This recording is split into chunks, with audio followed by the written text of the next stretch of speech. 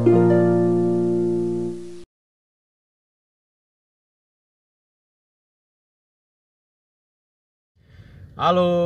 ketemu lagi di vlog Juru Baca. Saya Hasan Asfahani. Kita ngobrolin puisi lagi. Kita ngomongin apa ya? Eh, ini ada yang saya itu sering lah ya ketemu penyair muda baru nulis gitu yang saya tentu bertanya gitu. Baca puisi siapa aja sukanya atau udah berapa banyak baca puisi-puisi gitu. Terus selalu ada yang bertanya gitu, mungkin karena menutupin kemalasannya gitu. Selalu ada yang ngomong, wah saya malas baca penyair-penyair yang terlebih dahulu. Saya kejar dong, kenapa gitu? Karena buat saya itu penting banget gitu untuk menambah wawasan estetis gitu, menambah perbendaharaan gaya ucap dan tema gitu kan. Jawabannya gini, saya takut terpengaruh, jadi nanti saya tidak orisinil gitu. Itu jawaban yang salah lagi, alasan itu gitu, bahwa tidak membaca saja itu salah, dengan alasan tidak membaca dengan alasan itu juga lebih salah lagi gitu. Kenapa? Karena originalitas itu tidak dibangun dengan menghindari pengaruh. Originalitas itu, atau dengan kata lain otentisitas deh, kalau katanya originalitas itu sulit, tidak ada lagi yang original gitu ya, otentik deh. Otentisitas itu dibangun justru bukan dengan menghindari pengaruh, tapi bagaimana mengatasi pengaruh dalam hal apapun dalam kehidupan ini gitu. Kebudayaan, kesenian saling mempengaruhi, saling mengambil pengaruh, mencuri pengaruh gitu, mengolah pengaruh, itu hal yang biasa saja. Bahkan mungkin itu adalah proses utama dari proses kreatif gitu, saling mempengaruhi, saling mengambil pengaruh, saling mencuri pengaruh itu gitu. Nirwan Dewanto sering ngomong tuh, kalau dalam setiap tradisi perpuisian di sebuah negara begitu, ada yang namanya urpoid, istilah dia gitu, penyair induk gitu. Jadi ada penyair yang seluruh penyair yang datang kemudian itu mengolah dia gitu, mengambil pengaruh dia, mengolah pengaruh dia, menghasilkan puisi-puisi lain yang lebih otentik. Tetapi selalu ada bahan dalam puisi. Rasanya, kata Mas Nirwan, tidak mungkin menghindar, tidak mungkin tidak mengambil pengaruh dari penyair induk itu gitu. Dalam prosa mungkin, dia bilang, saya nggak tahu penjelasannya gimana, tapi dalam prosa mungkin orang bisa langsung nulis cerita tanpa membaca pendahulunya, membaca terlebih dahulu begitu. Tapi dalam puisi menurut dia nggak mungkin. Saya setuju dengan pendapat itu gitu. Saya sendiri atau banyak penyair lain yang saya kenal pasti punya riwayat membaca sajak-sajak pendahulunya yang banyak, dan itu kelihatan dari sajaknya. Oh, dia lagi mengambil pengaruh apa, oh dia lagi mengolah siapa begitu.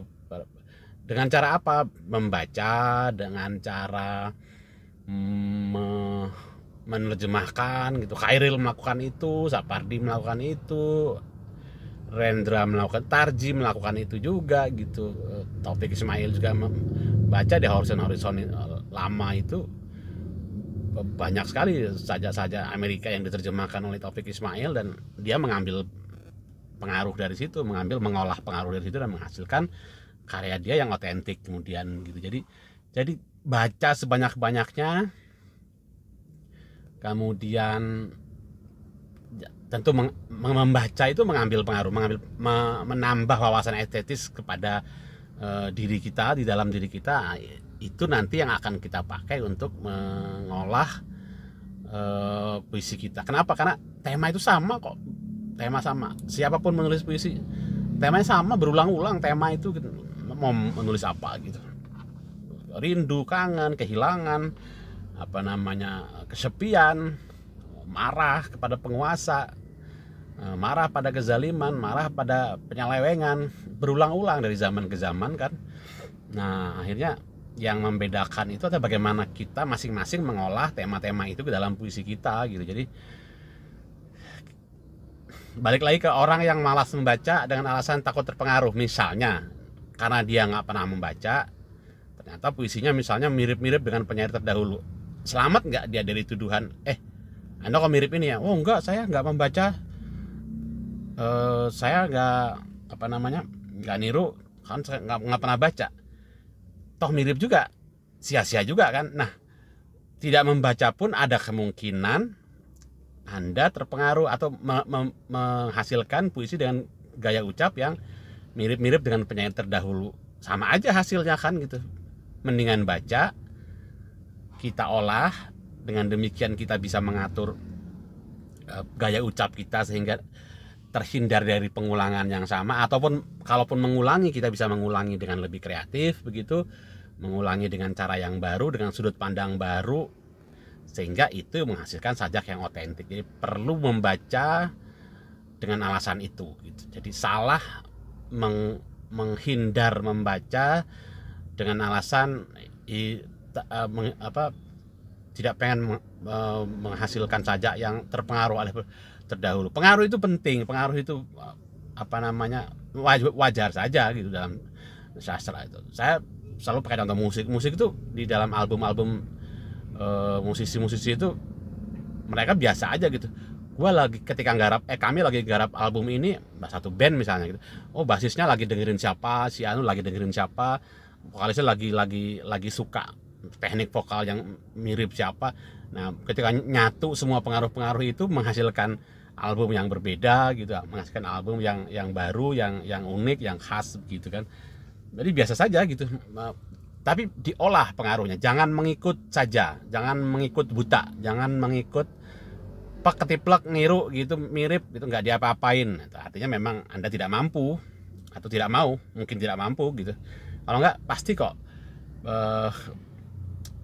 Kalau kita jujur gitu, artinya mengikut gaya kita, mungkin kita belum nyadar bahwa kita punya gaya, tapi kita berkarya dengan jujur dan dengan sadar pula menghindari pengaruh-pengaruh itu, bukan menghindar, mengolah pengaruh-pengaruh itu gitu, ambil dikit sini, hasilnya pasti akan otentik gitu. Oke, itu nanti kita ngobrol lagi tentang hal lain di video berikutnya. Terima kasih.